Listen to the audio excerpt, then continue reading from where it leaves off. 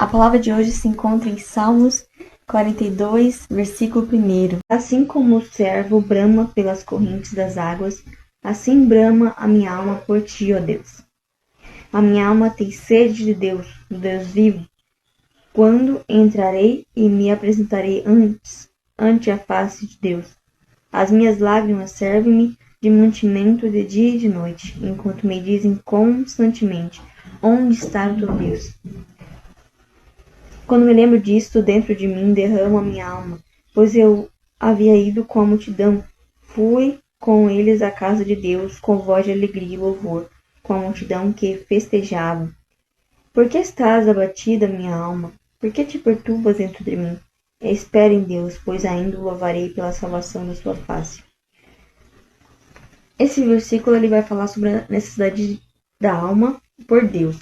Nesse momento que Davi estava passando, ele estava em profundo exílio, porque ele estava fugindo, alma por Deus. Nesse momento que Davi estava passando, ele estava em profundo exílio, porque ele estava fugindo, de Saul. Ele se encontrava sozinho, solitário, fugindo em todos os cantos para evitar encontrar Saul, porque Saul estava perseguindo ele. E nesse momento ele não tinha mais momentos, que ele ia para a casa de Deus, momentos em que ele poderia ter liberdade de ir aonde ele queria ir. E nesse versículo ele descreve que a alma dele sentia desejo de buscar a Deus novamente, poder ir ao templo novamente com liberdade para poder cantar, louvar a Deus. E eu nunca me li atentamente esse versículo e lembrei que muitas vezes a gente vamos colocar para nós, eu creio e eu peço até para mim mesmo, que Deus possa colocar esse desejo em nosso coração.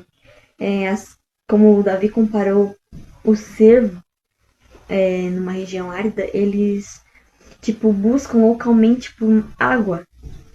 Porque em regiões áridas é difícil ter água, porque é tudo seco. E o cervo, ele busca por água como se fosse a prioridade dele, a necessidade dele de ter água, de beber água. E assim, Davi, ele deu esse exemplo para nós, que da mesma forma que o cervo buscava a corrente de água, ele buscava a presença de Deus, buscava estar com Deus, buscava Deus de todo o seu coração, na profundidade do teu coração. E eu quero pedir, eu sinto, o versículo ele vai falar sobre a necessidade da alma por Deus. Nesse momento que Davi estava passando, ele estava em profundo exílio, porque ele estava fugindo, de Saul.